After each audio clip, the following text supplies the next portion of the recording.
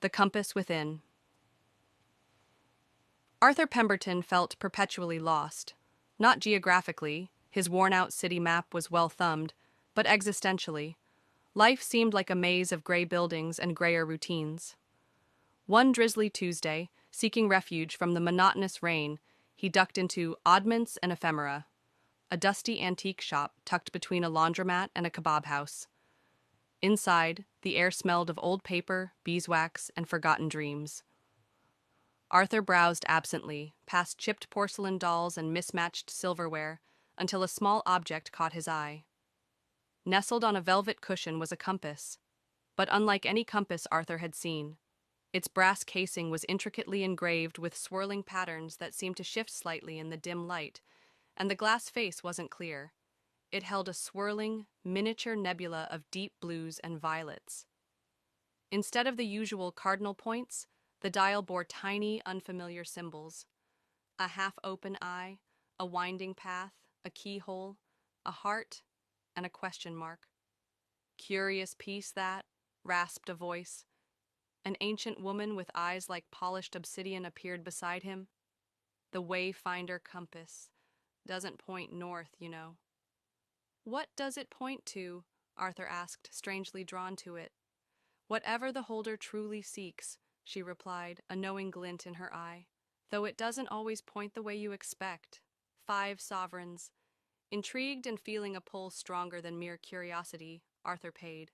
The compass felt warm in his hand, the nebula swirling lazily. Stepping back onto the wet pavement, he held it flat. The delicate needle, seemingly carved from starlight, trembled and then spun wildly before settling firmly on the keyhole symbol. "A keyhole," Arthur muttered. He looked around. Across the street was the imposing facade of the city archives. Shrugging, he crossed. Inside, the compass needle tugged insistently towards the basement stacks.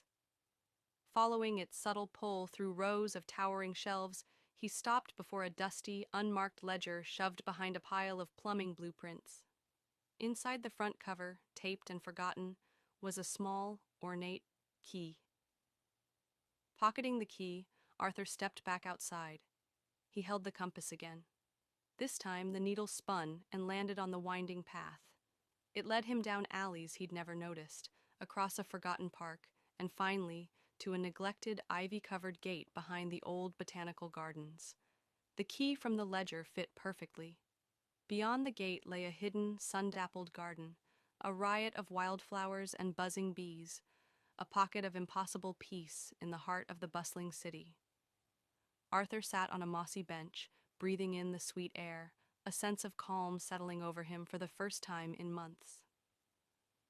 This was what he'd unknowingly sought: stillness, beauty, a hidden sanctuary. Days passed. Arthur visited the garden often. One morning, feeling restless again, he took out the compass. "What now?" he whispered. The needle danced and landed on the question mark. Perplexed, Arthur followed its direction. It led him not to a place, but to people, to a bustling community center where a lively debate was underway about restoring a local theater, to a quiet chess game in the park where an elderly man offered him sage advice over checkmate, to a notice board advertising volunteers needed for a city cleanup. The compass pointed him towards connection, engagement, the vibrant hum of his own community.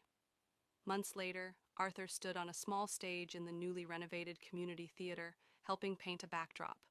He felt a familiar warmth in his pocket. He pulled out the Wayfinder compass. The nebula glowed softly. He held it level. The needle spun, slower this time, and settled with gentle certainty on the symbol of the heart. Arthur looked around. His eyes met those of Alara, the passionate architect who'd spearheaded the theater project. They'd spent countless hours planning, arguing, laughing.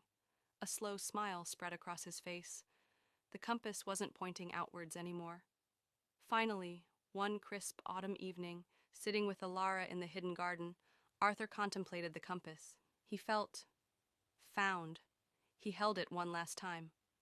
"What next?" he asked, not of the compass, but of himself. The needle spun wildly, a streak of light before stopping dead center, pointing directly at Arthur himself.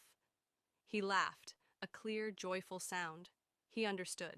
The compass hadn't been leading him to places or people or things, but back to himself. It had shown him his need for peace, his desire for connection, his capacity for love, and finally, his own agency. The intricate engravings on the brass casing flared with a soft light, then faded. The swirling nebula within the glass calmed, becoming a clear, starry night sky. The symbols remained, but the needle now pointed steadily, serenely, towards Arthur's own heart. He closed the compass, its warmth lingering. He didn't need its guidance anymore. He knew the way forward.